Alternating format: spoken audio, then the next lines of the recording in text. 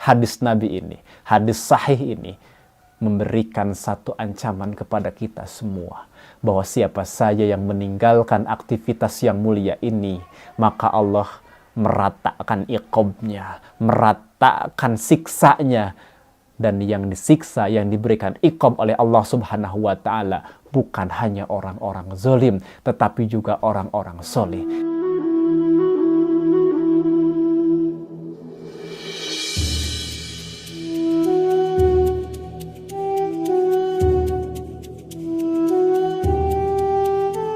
Assalamualaikum warahmatullahi wabarakatuh.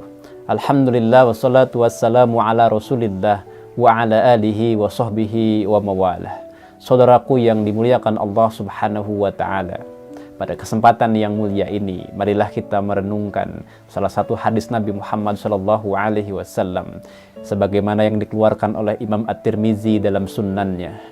Anin Nabi sallallahu alaihi wasallam qala walladzi nafsi biyadihi la ta'murunna bil ma'rufi wa la tanhauna 'anil munkari aw la yusikanallahu ayyab'asa 'alaikum iqaban minhu thumma yad'unahu fala yustajabu lakum. Hadis ini adalah hadis dari sahabat Nabi yang mulia yakni Huzaifah bin Al-Yaman dari Nabi sallallahu alaihi wasallam, di mana beliau bersabda, walladzi nafsi biyadihi, demi zat yang jiwaku berada di tangannya, hendaklah kalian beramar ma'ruf dan nahi munkar. Ini adalah perintah kepada kita semua untuk melakukan suatu amalan terbaik yang menjadi ciri umat terbaik, yakni amar ma'ruf nahi munkar. La ta'murunna bil ma'rufi wa la tanhauna 'anil munkar. Hendaklah kalian melakukan amar ma'ruf dan nahi munkar. Jika tidak melakukan amalan terbaik yang merupakan ciri umat yang terbaik, maka Rasulullah Muhammad sallallahu alaihi wasallam dalam hadis tadi memberikan ancaman yang sangat berat kepada kita semua. Au la yushikanallahu ayyab'asa 'alaikum iqaban minhu. Jika tidak melakukan aktivitas yang terbaik tadi, amar ma'ruf dan nahi munkar, niscaya Allah akan mengirimkan siksanya, akan mengirimkan iqabnya dari sisinya kepada kalian. Thumma yad'unahu, kemudian kalian memohon kepadanya, memohon kepada Allah, berdoa kepada Allah, fala yustajabu lakum, namun doa kalian tidak lagi dikabulkan. Subhanallah, inilah saat-saat doa tidak dikabulkan oleh Allah Subhanahu wa Ta'ala.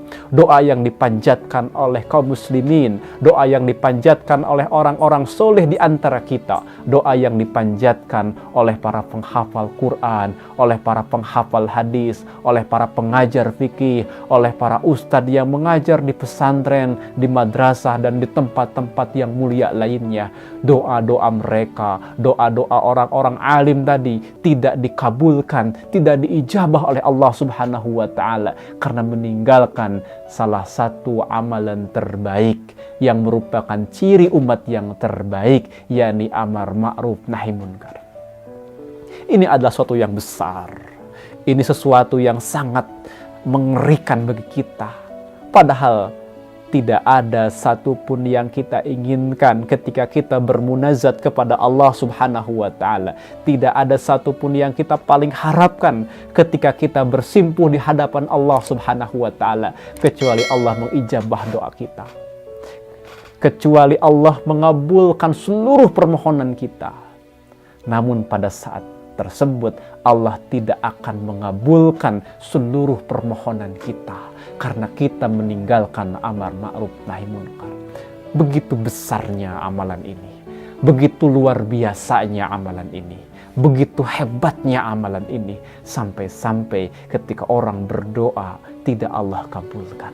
Oleh karena itu, marilah kita menghidupkan kembali, marilah kita menggalakkan kembali aktivitas amar ma'ruf nahi munkar, menyuruh kepada kebaikan, menyuruh kepada Islam, menyuruh kepada ketaatan kepada syariah Allah, dan juga mencegah dari kemunkaran, Dan di antara kemunkaran terbesar adalah ketika berhukum dengan hukum buatan manusia, ketika berhukum bukan dengan hukum Allah Subhanahu wa Ta'ala, itu adalah kemunkaran terbesar. Dan tidak ada kemunkaran terbesar kecuali kemunkaran yang dilakukan oleh penguasa yang zalim, yang menempatkan hukum Allah tidak pada tempatnya.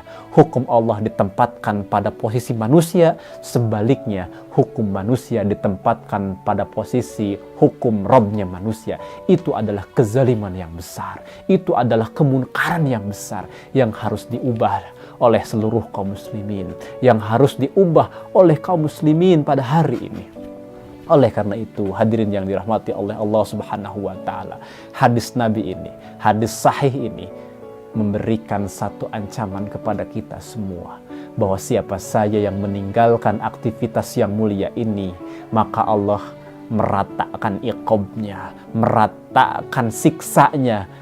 Dan yang disiksa, yang diberikan iqab oleh Allah Subhanahu wa Ta'ala bukan hanya orang-orang zalim, tetapi juga orang-orang soleh. Dan ketika orang-orang soleh berdoa kepada Allah Subhanahu wa Ta'ala, ya Allah, angkatlah bala ini, ya Allah, angkatlah musibah ini, ya Allah, hilangkanlah iqab ini, la yustajabu lakum, tidak akan diijabah doa-doa mereka oleh Allah Subhanahu wa Ta'ala.